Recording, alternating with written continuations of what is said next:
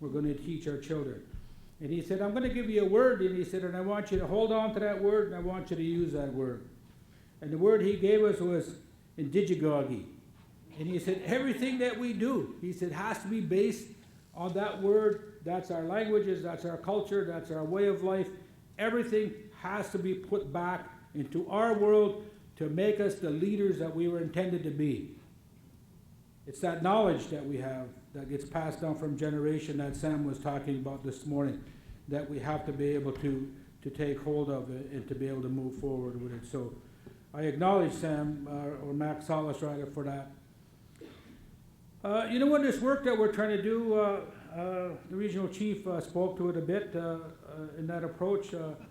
We're trying to look at things in a collective mode, but of course that's not to say that there's only going to be one model. Everybody's going to be able to do the work that they do, but what's important is that we share the work that we do. And we have a tendency to hold on to that work and hold that work close to our chest, and we don't want to share that work with anybody else.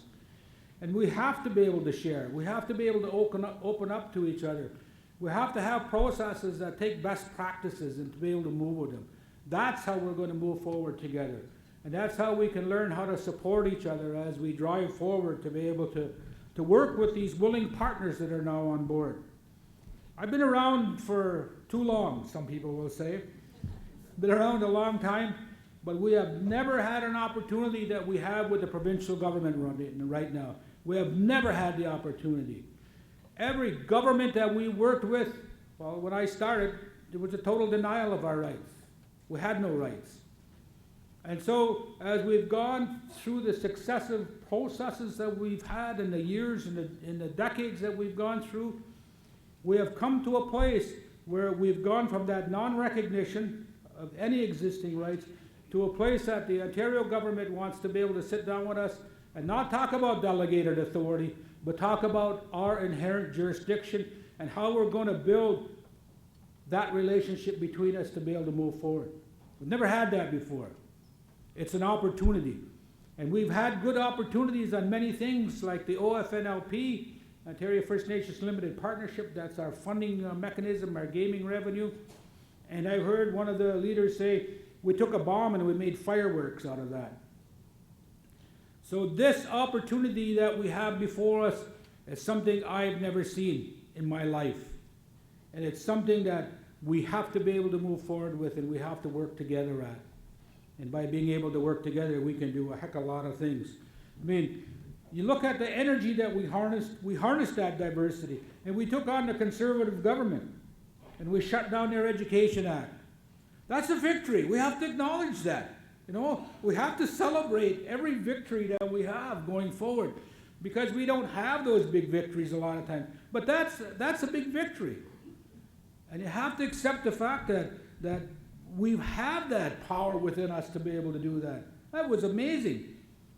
Because a lot of people said, it's a done deal. There's nothing that we can do with these governments. That this Education Act is going to go through. Well, it never went through. And here we are looking at different opportunities in a different time, only a few short months later. We can harness this diversity and this energy. That never-ending responsibility that Sam talks about, the first time I heard about it was in 1977.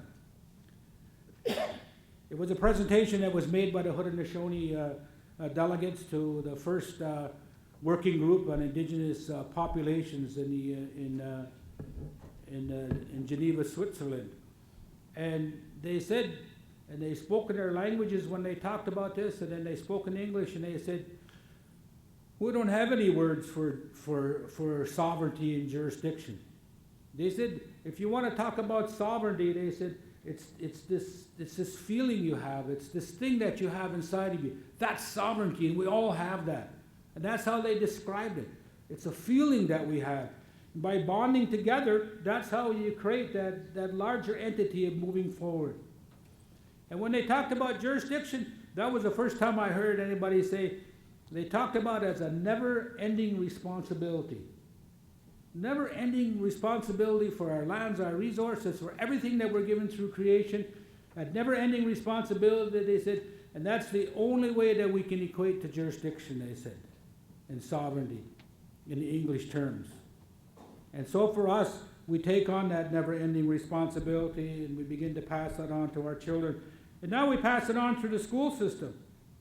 And that's a huge part, because the school system, as far as I was concerned for a long time, were not the vehicles of being able to pass on knowledge, but the vehicles of assimilation. And we've turned the corner on that. And each and every one of us here in this room have had an opportunity to participate in that change. And we'll get stronger, and we'll do more things, and we're able to change. And we're able to create a tremendous change, and we have some willing partners, so let's take advantage of what we got. We've got a great lineup of speakers today. We've got panels, we've got open discussion. So I want to hear you talk, and I want to hear your views, and I want to hear your comments. So let's have an awesome